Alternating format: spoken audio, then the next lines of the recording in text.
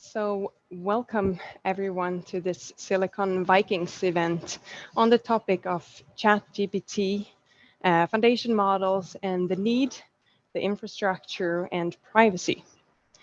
And I need to make sure that this sound is totally off. So, here we go. We have a crowd here online as well. We are sending from Gothenburg, Sweden. And we do have a cross-border panel from California, from Denmark, and here in Sweden. But first, a few words about Silicon Vikings.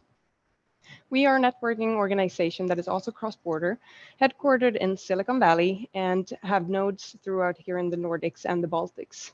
My name is Ebba Josefsson Lindqvist. I'm director of Nordic Nodes of Silicon Vikings. And it's a networking organization. So we support tech innovation and entrepreneurship by hosting different network events, such as this panel discussion today.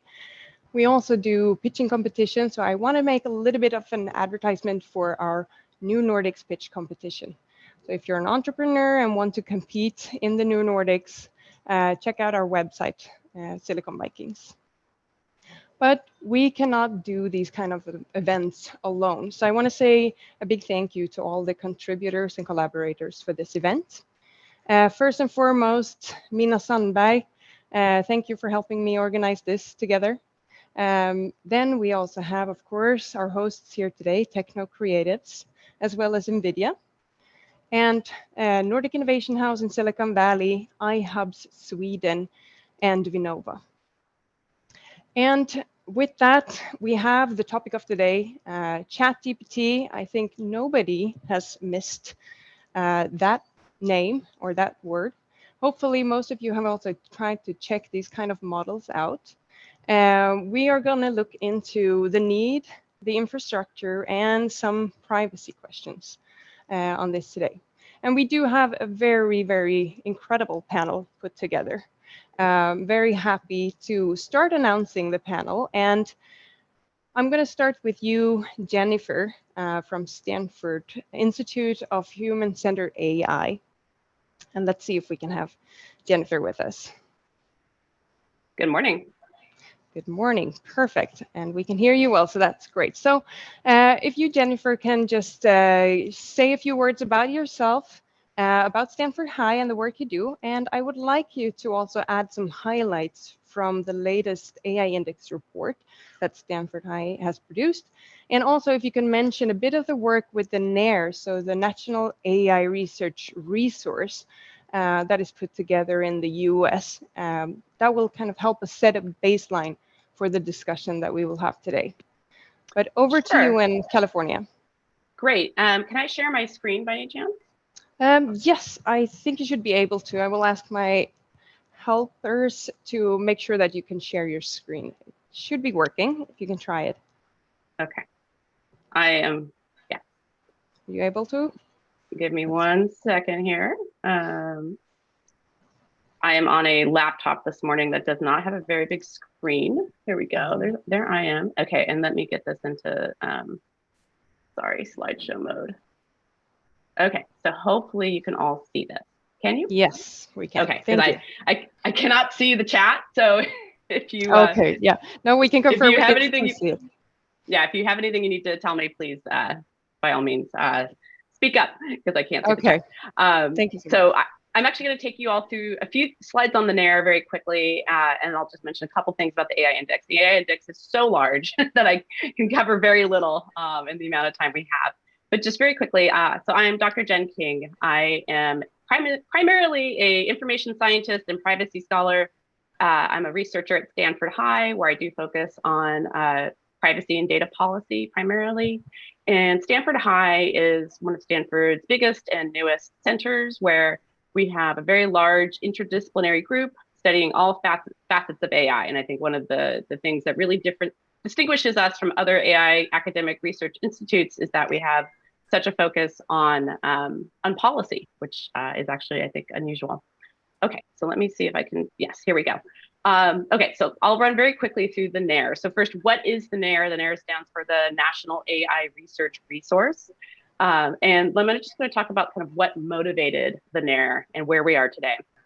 And so basically this comes out of our concern in academia that we're seeing a significant imbalance in terms of what academics can do, what they have, the availability for research, but also what we're seeing largely in society as well. And so there are kind of two key pieces that we think a resource like this needs to focus on. One is the availability of high cost compute, and the second is access to data. And of course, the second one is the world that I often focus a lot on in my work. And so again, this is a very US focused presentation, so I apologize. But where we're focusing here is in terms of thinking about what we could expect for investment in AI from the federal government. Already today, you can see that private industry spends something upwards of $80 billion in AI, whereas the US, in terms of just what we spend in the public sector, non-defense spending, to be clear, this was probably last year, about 973 million. And currently we don't have an expenditure budget for AI. And so industry basically is outspending us by a lot. And one of the goals we have with the NARE is to really try to focus federal funds on public research for AI. The point we're making here is that something like 82% of the algorithms that are currently being used in the AI sector actually originated in academic nonprofit research. And so, we're seeing industry, profit off of the advances in science that we make in academia. I mean, that's not a criticism, but just to say that academic research spurs this type of innovation. And so the problem that we're seeing is that the investment in AI in the academic arena has really begun to drop, and that more or less industry is really beginning to outspend us. Well, they're definitely outspending us, but in terms of the actual advancements, that academia just can't keep up.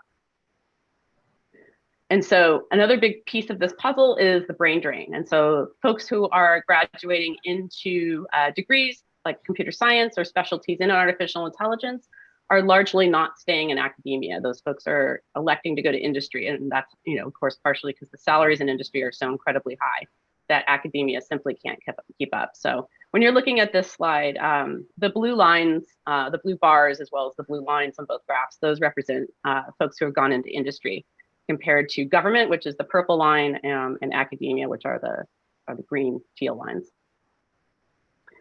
And just to point out, we've seen a lot of historical advances from academic research that then make their way into industry. Of course, one of the big ones here is the internet, also GPS, and Berkeley, where I did my graduate work, is where we developed CRISPR. And just to say that this type of investment, again, spurs both innovation and spurs, industry research and development ongoing. And so our argument is that we really need to establish a national AI research resource here in the US. There are other countries that have done this. Japan has some form of kind of public compute program. Canada also has one as well. I apologize, I'm not up on kind of the list of what's happening in the EU at the moment. But we don't currently have one here in the US. And so the goal is to both build a resource for academic researchers, but also for government itself, to the extent that government wants to engage in its own direct R&D, or government agencies want to use a platform like this to adopt different forms of AI. And so me and my colleagues here at Stanford, Russell Wald, who is our policy director at High, Dan Ho, who is a professor of law, and a former student, Christopher Wan, we wrote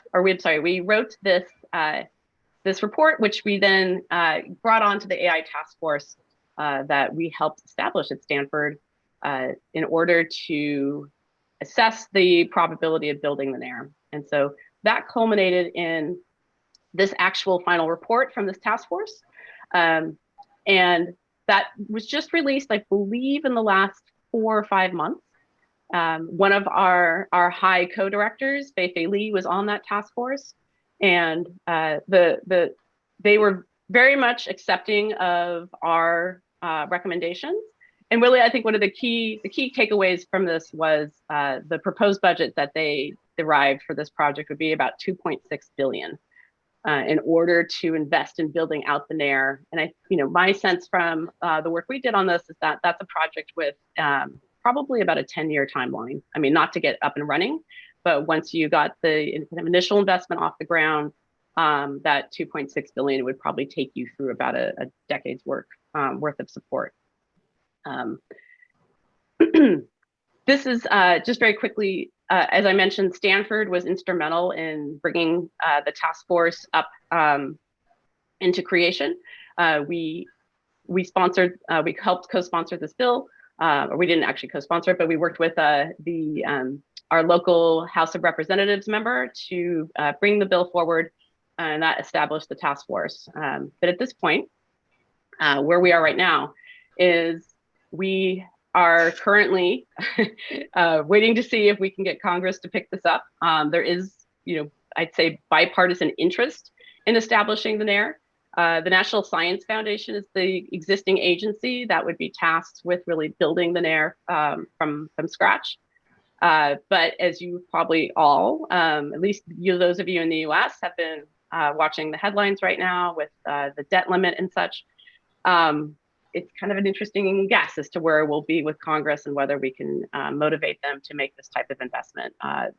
Clearly there's a lot of resistance to increasing government spending. And so I think it's really a kind of a big, it's hard to tell really what's going to happen in terms of whether we'll motivate Congress to invest in this. I would say the one big game changer since we brought all this to the table has been large language models and things like ChatGPT. This report came out in January. This process has been about 2 years in the making. And it's only been in the last few months that Congress in particular, as well as the public, have really begun to pay attention to how quickly AI is moving.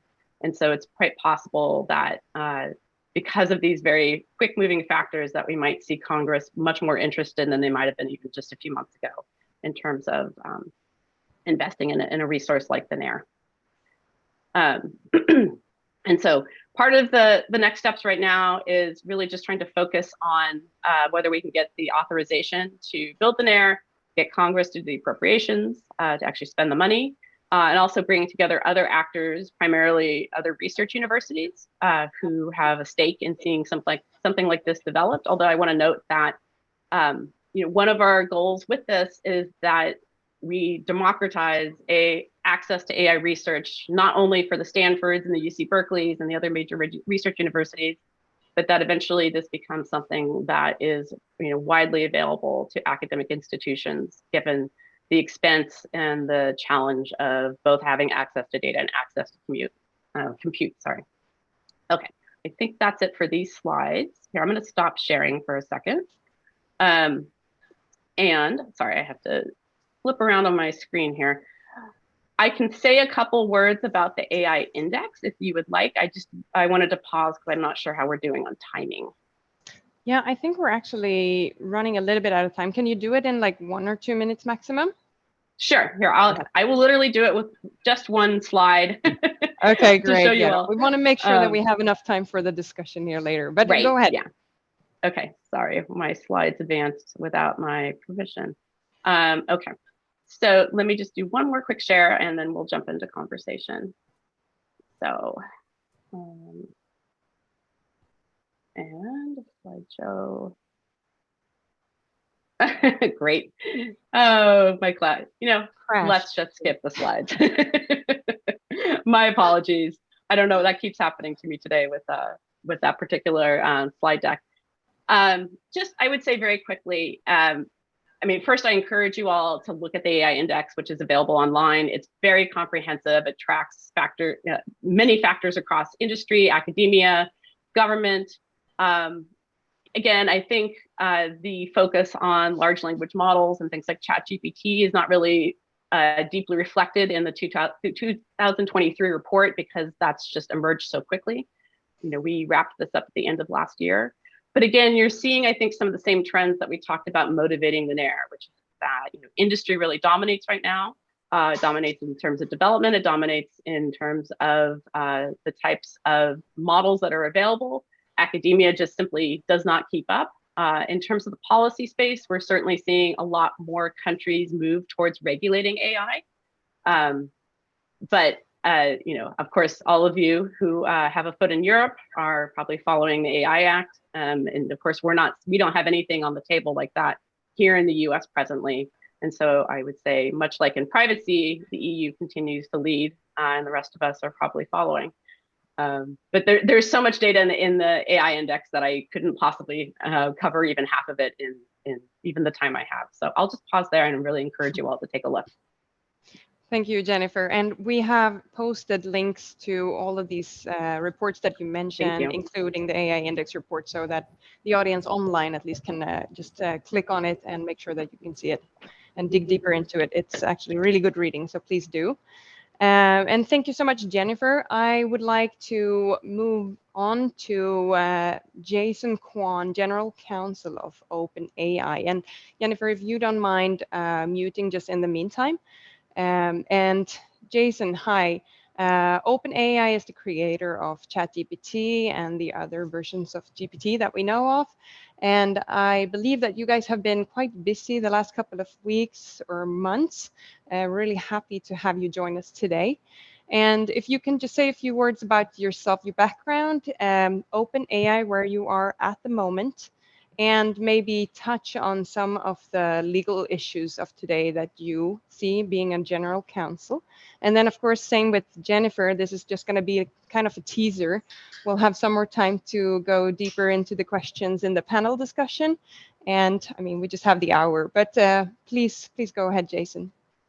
Yeah, hi, great to be here. Thanks for having me. A little bit about my background. I have been around Silicon Valley for a while now. I came out here originally in 2000. Used to be a software developer and a product manager. Went to law school, and then practiced law at a law firm. Went to a couple of venture capital firms. Was at Y Combinator for a little less than 4 years. Did a startup, and then joined OpenAI in 2021. And in terms of what's going on currently, you guys have probably seen the news. Sam is out there with a few members of our public policy team, touring the world. And it's a mix of policy engagement and also developer engagement. So essentially, in these kind of this kind of outreach that's happening right now, pretty much like every day is sort of split between talking to policymakers and then having developer roundtables or going to developer events. He wants to hear from a lot of the users as well as members of the researcher community as well. And there's surprisingly, especially from the developers too, it's a little bit of a surprise because developers normally are not focused on these kinds of things. But there's a lot of questions about regulation. And this is also, of course, spurred by some of his comments at the testimony with the Senate a few weeks ago.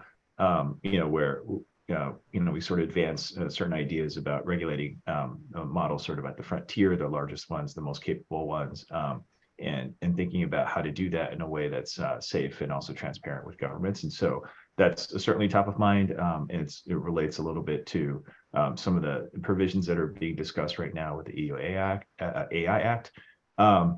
As far as some other legal issues that are pertinent to large language models and highly capable of foundation models, certainly there's a lot of attention on the privacy aspects of this in terms of the data usage and what also happens in terms of the training on the data on these systems. And I'm happy to go into more detail on these topics too.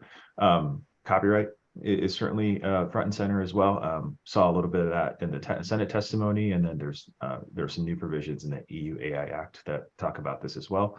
And I think just overall in terms of the risk categorizations of use cases, that's something that's front and center as well, part of the EU legislation. And then I think also in the United States, people are kind of thinking through how to deal with that. I think in the US it will probably be more of a sector specific approach, letting the various domain experts and the various regulatory apparatuses kind of figure out how they want to regulate it as an extension of what they currently regulate.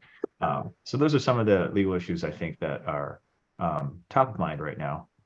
And we look forward to engaging on these things with civil society, policymakers, governments, and academics. And I think it's an exciting time to be in this field right now. Thank you so much. And I think we can all agree that you're right. It's very exciting what's happening at the moment in this field. And with that, we'll also move on to our next speaker online, and Stine Mango Thunmark from Openly, calling in from Denmark. Yeah, good afternoon. Good afternoon. Hi, can you just also let us know a bit about your background? You're also representing kind of the entrepreneur perspective, but have a bit of legal there as well. And of course, let us know what Openly is and does. Yeah, so I have a background as an attorney, having worked out of Denmark for clients like Google, Netflix, and HBO. So privacy and tech is something I've been doing way before GDPR.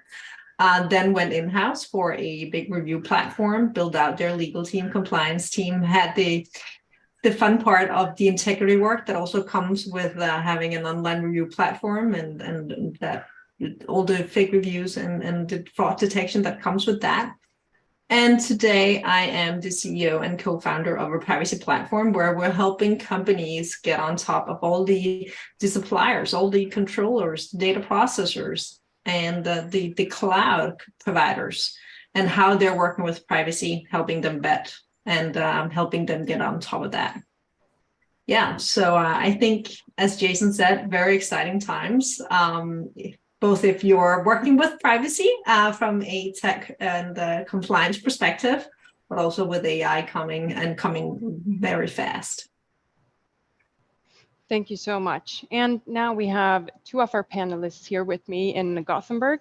And why don't we start with you, Magnus, also actually one of my colleagues at AI Sweden, which is my day job.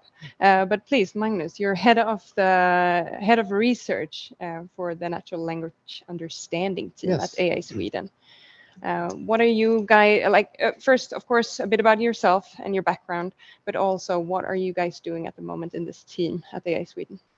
Yeah, thanks. So my background is actually in computational linguistics and philosophy, my academic background, but I spent most of my professional life building language AI for more than 20 years. So I've watched the field of natural language processing go from something very peripheral in science to something that is on top of everyone's mind right now. I primarily worked on language AI at different research institutes in Sweden. I pretended to be an entrepreneur a couple of years. That was fun, but I'm really a researcher, so I went back into research. And now I'm heading the Natural Language Understanding Initiative at AI Sweden. And we started that 1.5 years ago with the sole intention of building large language models in Sweden. And we started with the idea to build a Swedish large language model, but we soon ran into the data problem. We don't have enough data in Swedish. So we went for a Nordic model. So now we have built a model called GPT-SWE, SW3, which is a 40 billion parameter large generative language model for the Nordic languages. So it's the North Germanic languages.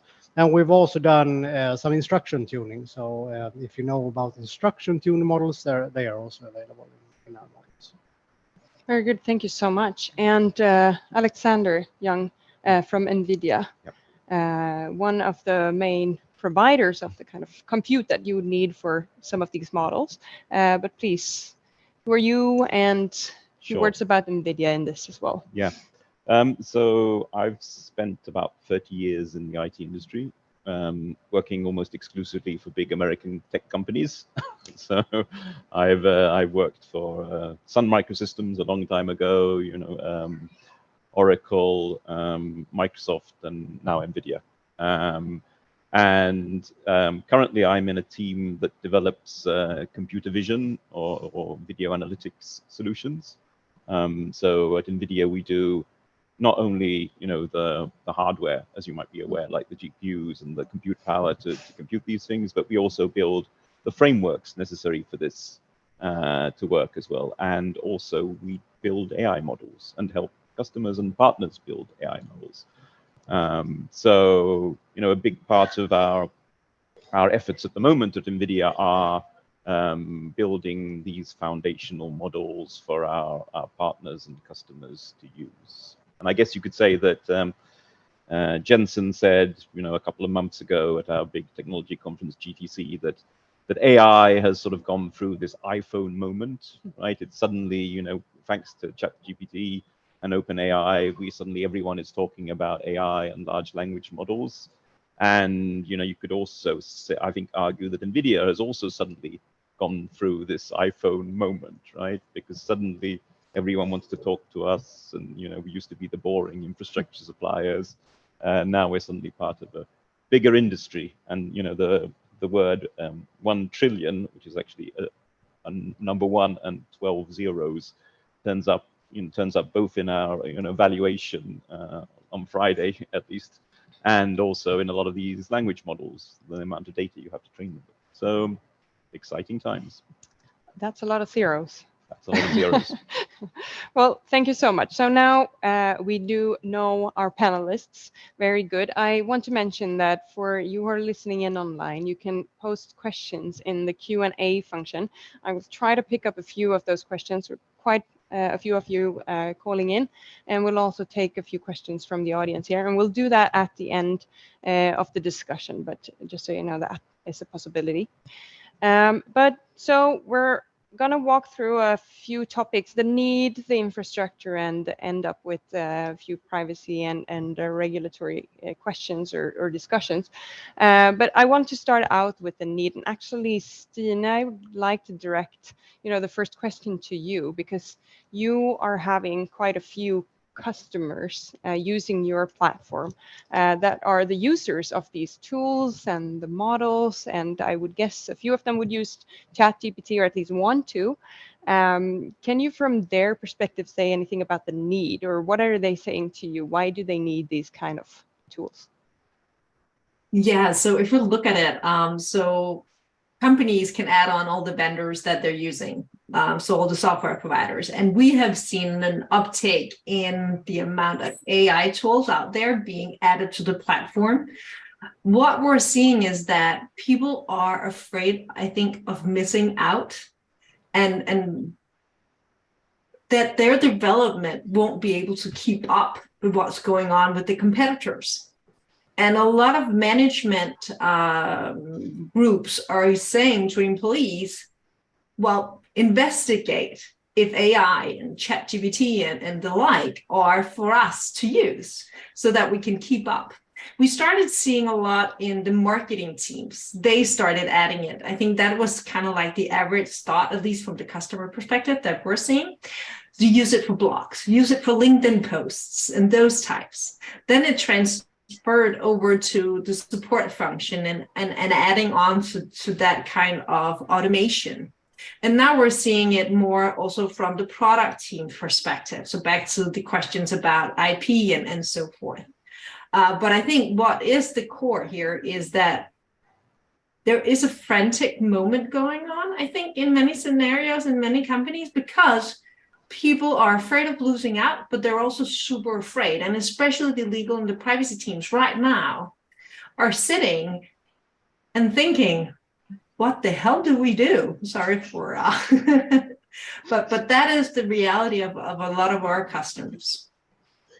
Thank you so much for sharing that. And we'll definitely dig deeper into this compliance, let's call it fear at the moment. But first, I want to maybe direct the question to you, Magnus. You're also one of the producers of these kind of models. Why do you see that we need them? You're doing this in Scandinavian, Nordic languages.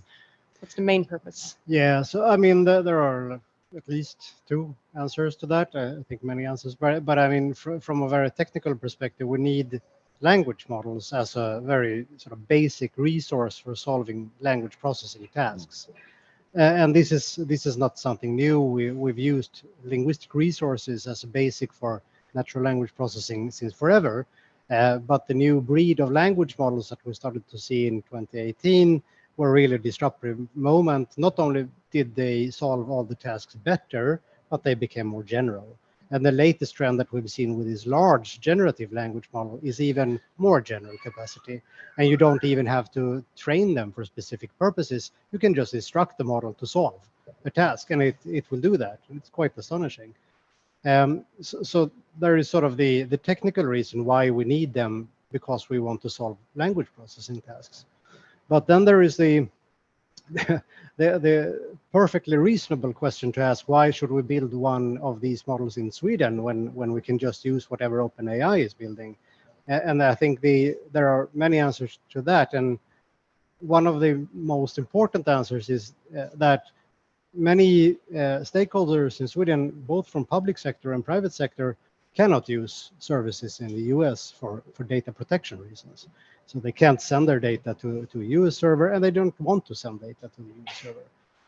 So we were sort of investigating the possibility to train a model in Sweden by Swedish researchers for Sweden.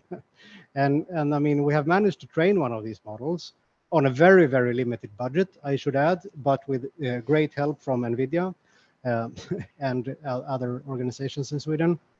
And we are now in a process to validate usages of this model.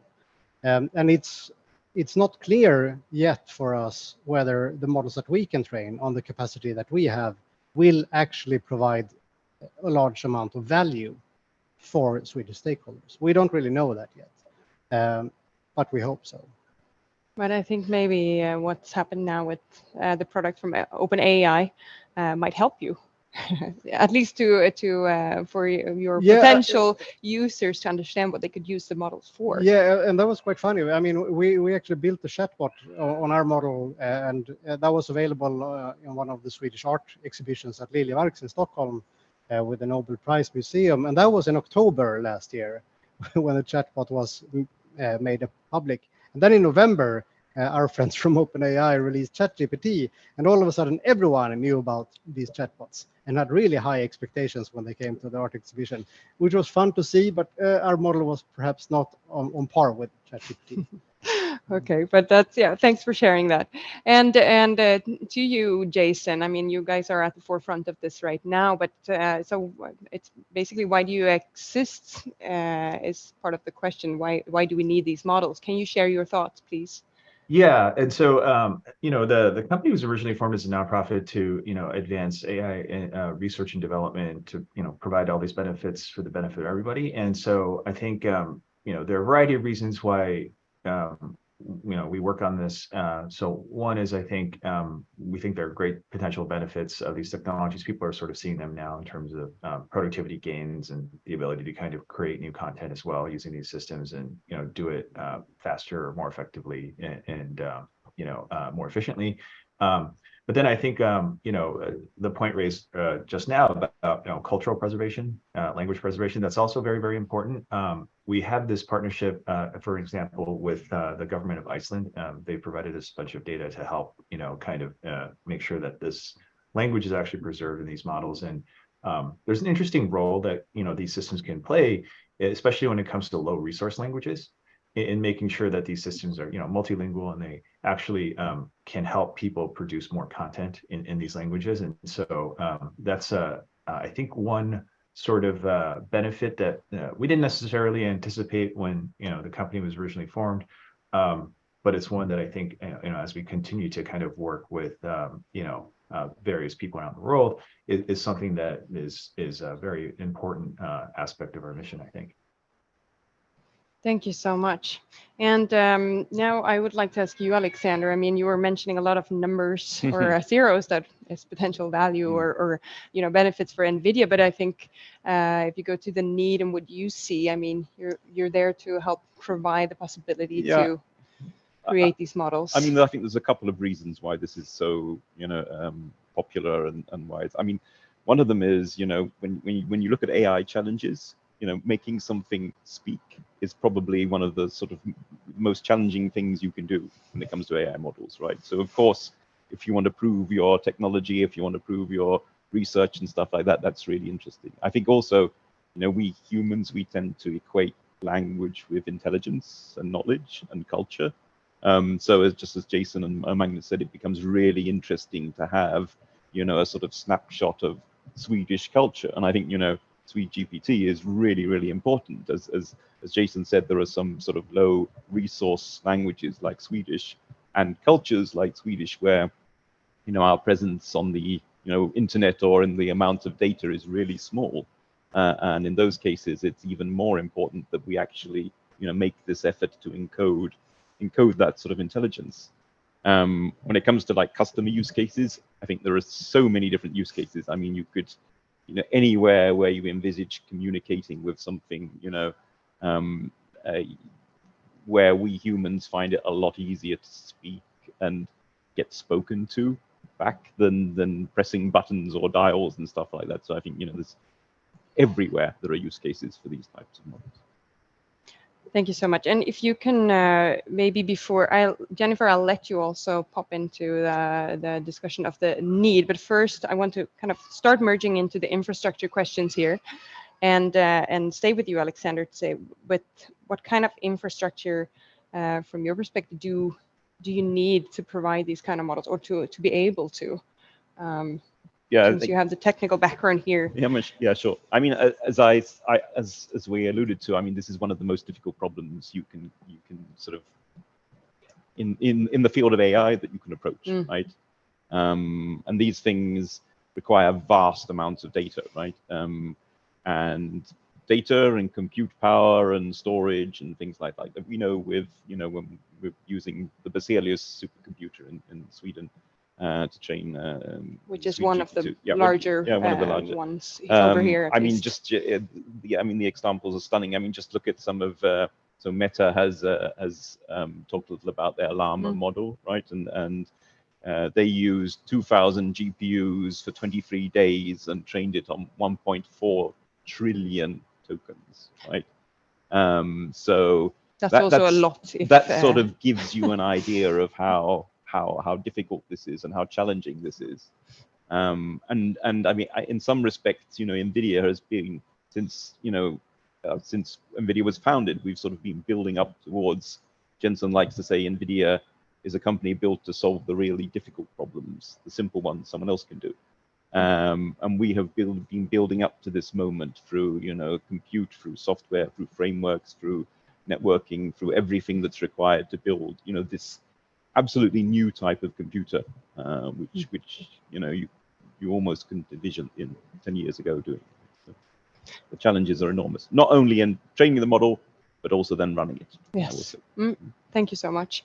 And Jennifer, so if you want to add something about the need, but then I would also like to, you were mentioning the access to this kind of compute. We know it's super expensive. It's hard to get a hold of. How can we make sure, and now maybe you from the US perspective, and perhaps Magnus, you can fill us in a little bit on the European perspective in a while, but how do we make sure that not only huge tech companies can afford this kind of infrastructure, and maybe a few words about the data, because you need the data. So Jennifer, please. Sure. So first on the need, I think there's kind of a cautionary tale we could consider with the recent evolution, and I wouldn't say demise, but we would say maybe defunding of the smart speaker category, where I think that's a really useful example in that I also, my background is partially in human-computer interaction. And so when I look at tools like smart speakers, for example, I see a fabulous way for people to interact with technology without needing to type, or without even needing to program. And yet we've seen kind of the large tech sector take up that top technology, throw a lot of weight behind it. And now I think both Google and Meta and some of the others are dropping, or Amazon specifically, are dropping their investment in it. So we're seeing people get laid off those teams. And so it's just this example of like, let's throw the technology out there, get people interacting with it. But then when it doesn't necessarily deliver what people are wanting from it, the investment starts to decline. But it's a shame because the fundamentals of the technology, I would argue, are really sound. And I think we could ask ourselves the same questions right now about interacting with large language models, or models that are using image data. They can possibly solve some really interesting problems for us. But again, when they are commercialized and potentially commercialized far before the point where they're really ready to be commercial products, it just raises a lot of questions as to whether we'll see this kind of pick up, and then drop off, which again, I think in some ways is a shame, because there's a lot of really hopeful, interesting ways for people to interact with technology that these different technologies promise, that it would be a shame to just neglect them because they aren't necessarily making money. Okay, so that's the first point. In terms of the compute access, I mean, part of what the NAIR is proposing to do, which I would argue, I think I have a very US unique perspective, because we do have supercomputing facilities in the US. They haven't been used for AI, they've been used for other types of things like climate modeling. But there's a lot of skepticism that the US government can build and deliver these things, whereas I don't think you necessarily get the same skepticism in other countries around the globe, particularly across Europe. But our argument is that, you know, part of what we need to do is to not just subsidize, you know, the Amazons and the Googles and other cloud providers and allow them to basically kind of run the compute side and just give people access to data, but that, you know, part of what we need to do is have a public investment in this technology, and that, you know, government can in fact do these things. And that's what our National Research Cloud report digs into, is the fact that we have several use cases, both in the US and outside around the world, of governments funding this technology and making it more widely available. So that's the kind of major point I would make. And that's where a lot of the public pushback has been, with the idea that we would just simply subsidize you know, cloud credits with Amazon and so on in order for academics to build on the back of these systems. The last point on the data, again, that is another really, you know, fascinating space. And you know, I think what we're seeing at the moment are a lot of questions around what is being crawled, because we think largely this is data that's being crawled and scraped off the internet, unless it's being intentionally developed. Where is it coming from? And so this is part of the, I would argue, kind of the regulatory space that a lot of us are trying to think about, is how, you know, how do we have more transparency around what's going into these systems? Obviously, here in the US, there are some real interesting issues of copyright and intellectual property, and there are many lawsuits in progress right now that are unlikely to be resolved in the next even year. Probably it's a 2 to 5 year time horizon. So, you know, we'll see. But again, you know, we saw this already with the Italian Data Protection Authority, you know, putting the brakes on ChatGPT in Italy, and then you know, kind of revising that a few weeks later once OpenAI specifically, you know, made a few changes. But I would argue there's kind of two big questions in this whole space that really concern me. One is just, again, this transparency of data, and where is it coming from, and how do we assure people that their private data hasn't necessarily been included? You know, how do you make requests under GDPR, for example, to remove it, and so on. So that's one big piece of the puzzle. And I just lost my train of thought. I had a second piece for you, and it will come back when somebody else starts talking. And I apologize. Yeah, I'll give the word to Magnus for a bit, and you let me please. know as soon as you you remember what that was. Because sorry. Magnus, so at AI Sweden, I mean, I always love when you put like lawyers and technical people in the same room. It's like trying to pick a pope, lock the door and wait till white smoke comes out. And we've had some quite interesting discussions about how do we actually go about this. And it's, of course, related a bit to this regulatory field that you now mentioned. But so if we stay a little bit more with the infrastructure and the access to it, in Europe, we have the Euro HPC clusters, which is some infrastructure that is provided by the European Union together with, it's a private-public partnership, I believe. So there are a few clusters, not too many of them, but you mentioned you've used one or two of these. But for your team, how do you go about this? Exactly. So the Euro HPC is a really good resource here in Europe. So we have several of these clusters scattered all over Europe, where we have access to these supercomputers for training AI, and they are available both for research and commercial entities. So this is a great resource that we have. Here in Sweden, we have the Berzelius superpod that was mentioned.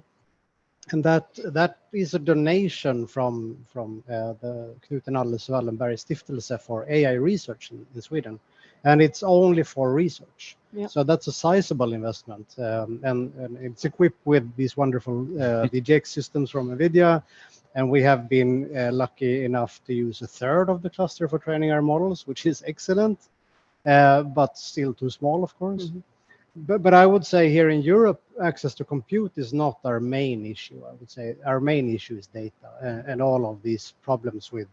Here in Europe, we can't even work with data because it has the personal identifiable information in it. So, and these are the endless discussions that we have had and will continue having around data.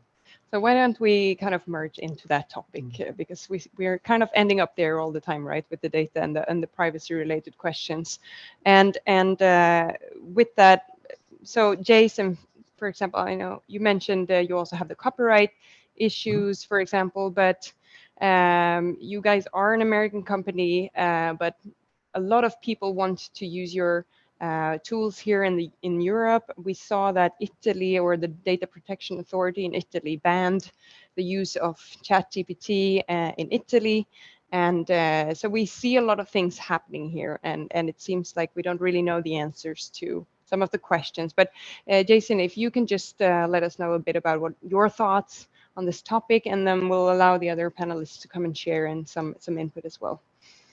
Yeah, I mean, maybe a little bit of context first too. So when we launched ChatGPT, we didn't necessarily think it'd be this kind of product that did what it did, because you know, the underlying model we had available through our API for a while, and it was kind of an old model, and we had just kind of heard you know, requests to have a better kind of interface to these kinds of things, and so the ChatGPT was originally launched sort of as a research release, to kind of show the capabilities of these systems in a chat Q&A kind of setting, and then, you know, it took off the way that it did, and then you know, when, you know, the Italian authorities kind of came in, and, you know, they had all these questions. A lot of it just, you know, they're all fair questions, and I think a lot of it was just the explanation or the stories, or, you know, sort of the you know, information related to how you know, personal data was kind of involved in this process. You know, it wasn't out there as much, and so a lot of it was just kind of communication. I think you know, they asked us to clarify a bunch of things. We did have, for example, data deletion and data DSAR request methods available on the website. We made all these things much clearer. There's now a right to be forgotten form as well. And in terms of the purpose, I think that's one of the things that's a little bit less understood. You know, because you have this old paradigm of there's all this information on the web, and the method of storage or usage, kind of think about it in two ways. One is, you know, you're kind of used to like a database or search engine paradigm. The information is out there, you can search it, and then you retrieve it. And then the usage of this data predominantly in these kind of contexts has been for things like building user profiles, supporting advertising, and things like that. And the difference now really with these large language models is there is, like, you know, personal information out there on the internet. It's, you know, these models are trained on the internet, but the purpose of the information is not to do those two things, you know, to kind of surface this information or to, you know, support advertising or build user profiles, but it's just to learn about language. And if you just think about how language is constructed, it's pretty difficult to have a complete understanding of language without understanding, you know, people. Because, you know, it's the subject of a lot of linguistic discourse to begin with. And then the other thing that we do as part of this process is we do our best to avoid, you know, sites or information that, you know, like personal aggregator sites. You might, you know, if you search for your name on the internet, there's probably 30 or 40 sites where your name appears, their email address, or phone numbers. We try to do our best to skip all those things. We also do filtering for, you know, toxic content and all of that.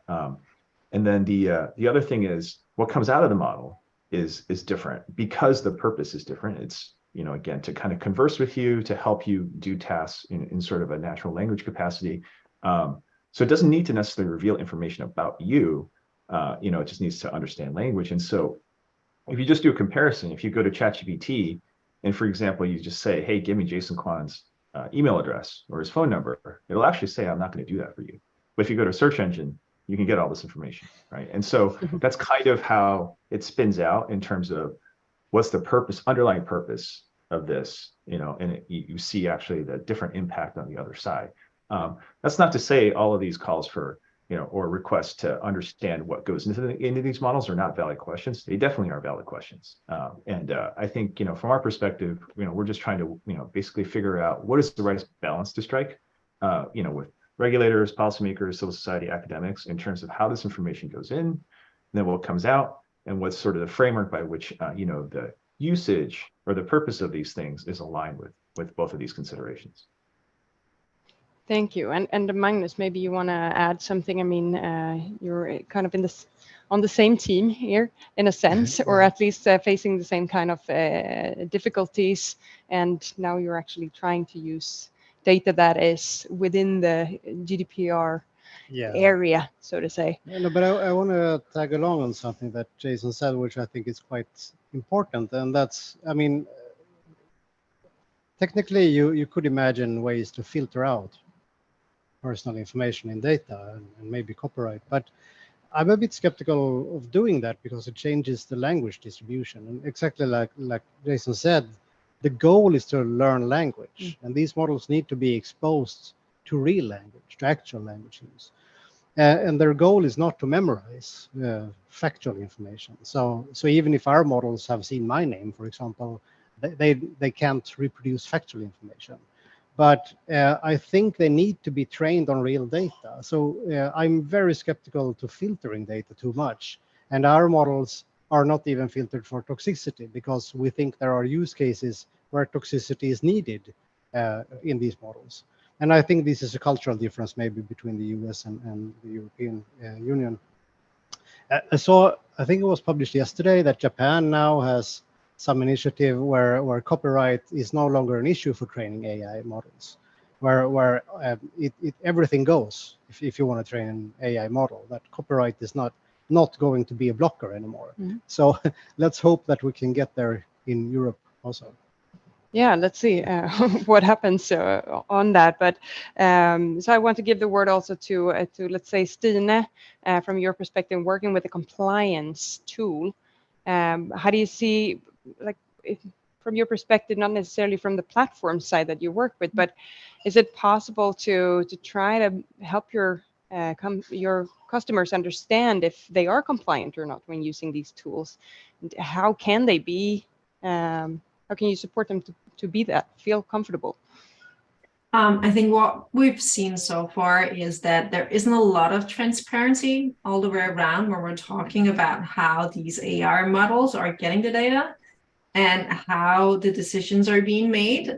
So for that reason, until now, it has been very difficult to go and assess a company like, not to put a finger on anybody, but OpenAI as just as an example, right? So to understand that, I think we've also been waiting for, like, I know that maybe Jason, of course, can like show and tell more, but for example, the enterprise subscription that is coming, so that people own their own data, that they have a right to that data and to that output. Because as of now, if you're using many of these tools, the data that is being put in and the data that you're getting out can be used for training purposes. So for that reason, also, it has been very difficult for a lot of customers to be able to use that. Then there are the standard questions about data transfers. So we had the Meta decision last week where they got a fine of $1.2 billion, or euros, sorry, and where the issues were about transferring the data to the US. One example of those issues. Another is, from a GDPR perspective, data accuracy is key. And not to say that this couldn't happen, but my kids, I have 2 boys at the age of 11, using Snapchat and using that little AI friend that is now incorporated into every single account. They love football and they asked about, where does Ronaldo play? First, the answer was, he plays at Juventus. That's not the case. They said, that's not correct. Oh, I'm sorry, my mistake. He's playing for United. No, he's not. Well, sorry, City. He has never played for City. So that just shows, from a GDPR perspective, and these core principles of why GDPR needs to focus on the data. Well, there is still a lot of challenges. Then there's the right to be forgotten, the right to get insights into your data. And I know Jason said that, for example, we now have the ability to have that form on the website and make those requests. But from a company perspective, these are some of all the obligations you need to have in place before you can start using these tools, because you, as the company, are the controller. That is true. And I see that time is really flying when you're having fun, right? We just have 5 more minutes. So I will throw the ball to Jennifer. If you can pick this up again and see from one of the questions that we received from the audience here is the ethical aspects of AI. If you can merge that into what you see coming from the US side on legislation, how do we provide or make sure that we can produce safe models like these? Right.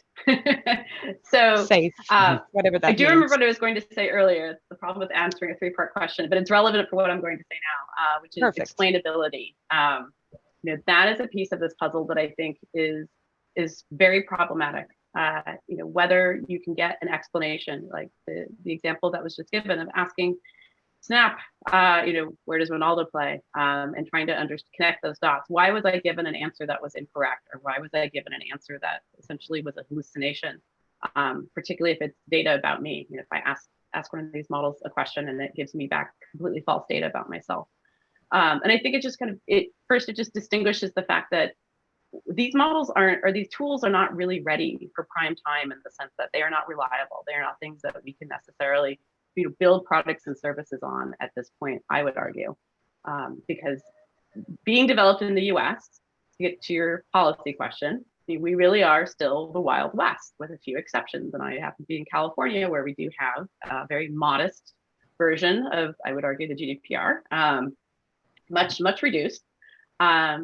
We may see privacy legislation passed in the US this year.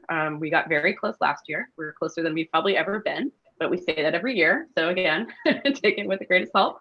But we do, there is actual legislation proposed. Now, will that actually kind of connect some of the dots that we've been raising here about AI and data? To some extent, yes, in that it may give some degree of individual rights like Europeans have. And that will definitely impact kind of what data can potentially be used by these different companies. But I don't think it still answers this larger question of what is going into these systems. And I would say where I'm at in my own study and analysis of the space is really trying to figure out what really makes sense. What level of transparency is helpful and gives us the sense of whether things have been ethically developed or can help us try to understand what comes out the other side. So just to throw a very quick example, one of the things I've wondered is, should a company that is building a large language model essentially record every single source of its data? I mean, some people might just argue, yes, that makes a lot of sense. I'm still open on that question because at the end of the day, I'm not sure that necessarily gives us a good understanding of how one of these tools arrives at the answers that it exports on the other side. But we all, I think, seem to agree that some level of transparency is needed to understand what goes into them. But I still think there is this piece of, for lack of a better word right now, we'll say magic of what the model does with that data and the output it gives you and how you actually tie those two things together. And I think that's one of the hardest things for people to understand because we're so used to a world with, say, search engines where there is this direct relationship between the data that goes into something and the data that comes out, and not this mode of the data being kind of transformed or acted on by the model, such that it's not this one-to-one relationship. And so I think this is just going to be a place where we have a lot of conflict, and I don't see the US necessarily resolving that, even if we pass data privacy legislation in this current session of Congress. Thank you so much. And we just have 2 more minutes left, but to wrap this up, I would like to see if you can share a little bit more on a personal level, so kind of step aside from your professional roles. I myself have a 6-month-old girl that I'm trying to raise in this, and I'm just so curious to see what is her world going to be now when we have these models in 5 years, in 10 years, in 20 years, even longer than that. So what would you like to see happen from your personal perspectives in this development at the moment? And Jennifer, we'll start with you, and then Jason, Stine. Jennifer, if you start. So one of the questions I get asked a lot is just whether all the different data sources that could potentially go into a large language model specifically, will kind of average out in the end. And I thought the point earlier about toxicity was a really interesting one, because having worked in trust and safety earlier in my career, I am very concerned about the types of toxic content that gets ingested into these models, because I'm not entirely convinced that it will quote unquote average out. And I think for women in particular, that is a really big concern. And so just to speak to the concern of having a 6-month-old daughter, building these models off of content that is highly toxic and misogynist and generally violent, embraces violence against women, can you average it out of the model? That's the kind of proof I would like to see. But honestly, that is a deep concern to me. I agree that maybe we want some level of conflict represented in them, but to build the entire house on a foundation that potentially is extremely biased against women in particular, that concerns me. So I would like to see us try to grapple with that question. Thank you very much. Jason. Yeah, so I think the exciting thing for me is further research into this process that we call post-training. And so you can kind of think about how the models are trained in 2 phases. One is pre-training, has the data, learns off of it, deep learning. Post-training is maybe many in this audience have heard, is based currently on RLHF, reinforcement learning from human feedback.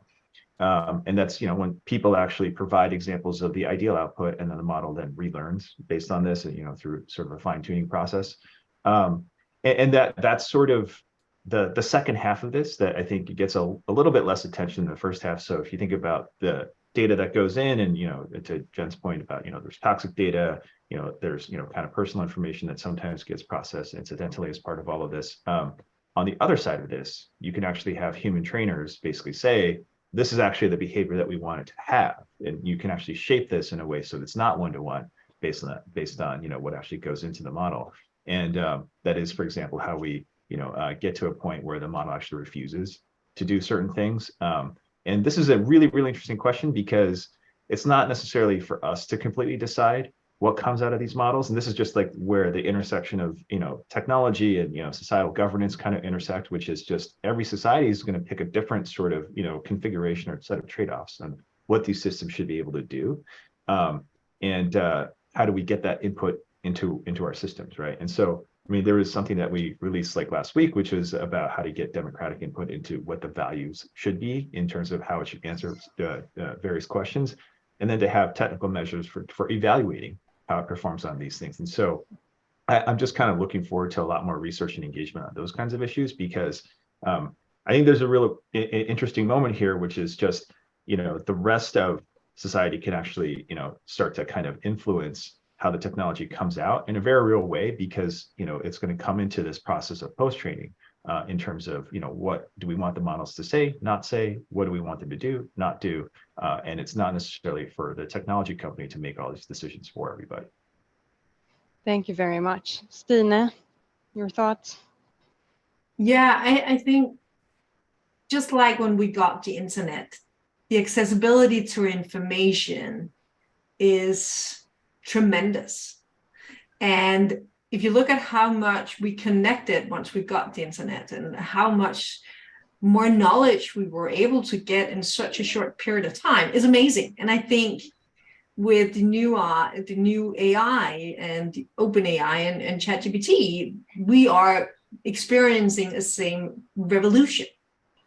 But the problem is the young people that today have been born with the internet, having been born now with AI and ChatGPT, well, they have so much information that it can be very, very difficult to figure out what's right and wrong.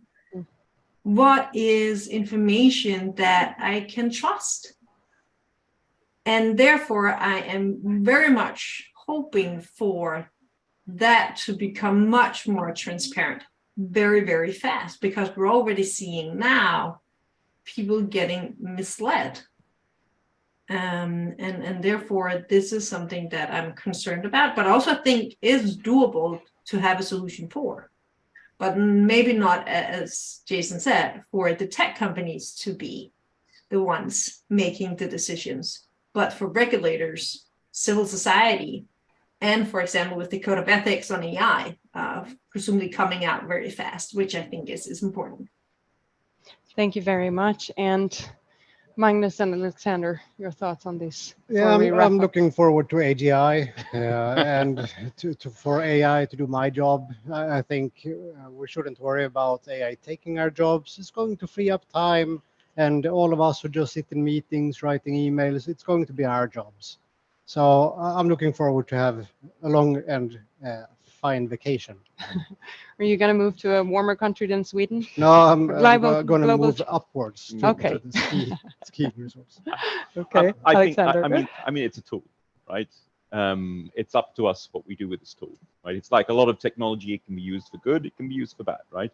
And I think, just as Jason was saying, I think there's this huge ecosystem on top of these models that we're building that will, control them or change the way they talk or insert nuances or domains or specific knowledge and stuff like that. So I think that's going to be a really interesting space to watch, all the startups that do things on top of these models.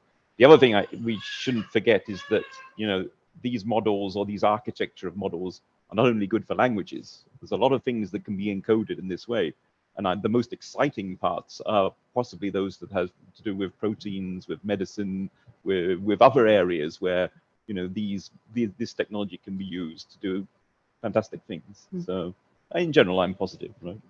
Okay, thank you. That wraps it up quite nicely, that we're trying to stay positive, but we still have hope that we can find a good way to feel a little bit more safe using the tools or having our kids use the tools.